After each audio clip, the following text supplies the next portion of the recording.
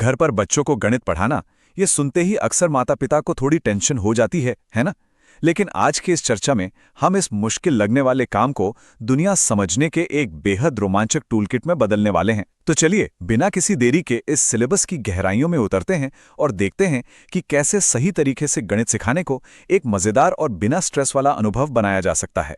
हम सभी इस बात को अच्छे से समझते हैं कि स्कूल के सिलेबस को रोजमर्रा के दिलचस्प पाठों में ढालना कोई बच्चों का खेल नहीं है। अक्सर होता यह है कि लगातार वर्कबुक्स देख देखकर बच्चों को एक तरह की वर्कबुक फटीग या थकान होने लगती है। उनकी दिलचस्पी पूरी तरह से खत्म होने लगती है और सच कहें तो ये एकदम नॉर्मल है। तो असली चुनौती ये है कि इस बोझ को कैसे कम किया जाए ताकि सीखना जीवन का एक एकदम सहज हिस्सा बन जाए। इसे आसान बनाने के लिए आज की चर्चा के ये मुख्य बिंदु रहेंगे।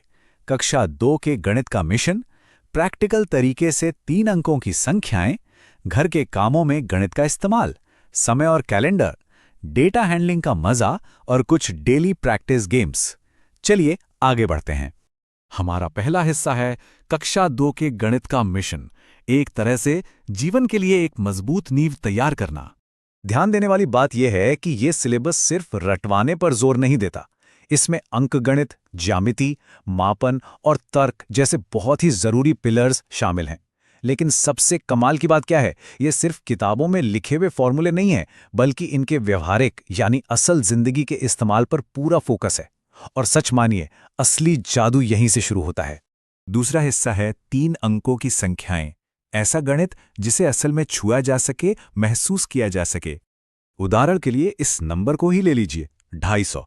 अगर ये किसी पन्ने पर ऐसे ही लिखा हो तो शायद बहुत बोरिंग लगे, लेकिन जरा सोचिए, अगर किसी बच्चे को ये पता चले कि ये 250 दरअसल उसकी फेवरेट कुकीज बेक करने के लिए जरूरी आटे का एकदम सटीक ग्राम है, तब ये सिर्फ एक 3 अंकों की उबाऊ संख्या नहीं रह जाती, ये एक बहुत ही टेस्टी रिजल्ट का हिस्सा बन जाती है ना कमाल का तरीका।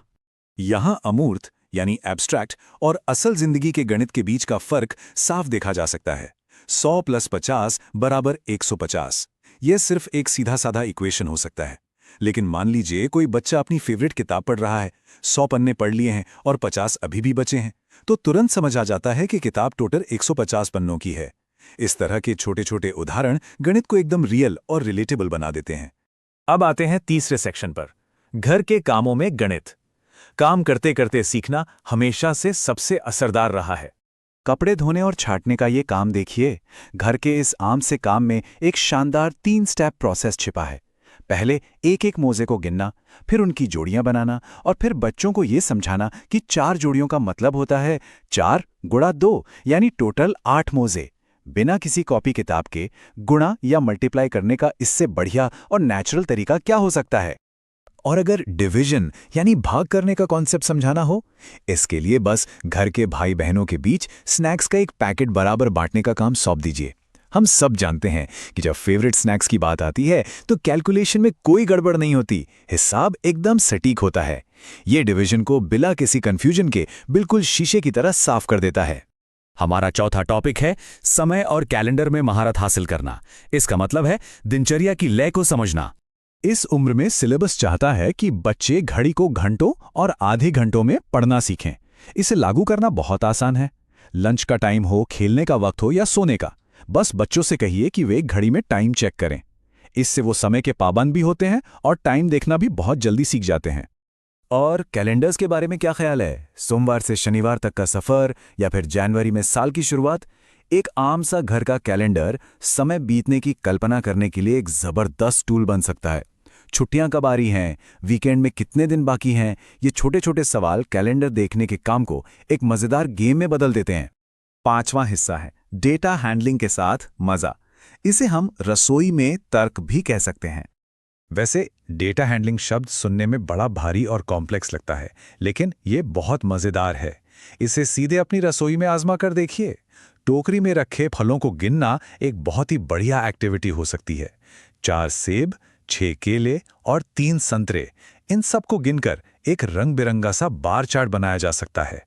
डेटा कलेक्ट करने और समझने का ये सबसे स्वादिष्ट और आसान तरीका है। और अब आते हैं छठे और आखिरी सेक्शन पर, दैनिक गणित अभ्यास खेल। यानी जो कुछ भी सीखा है उस ज्ञान को पक्का कैसे करें।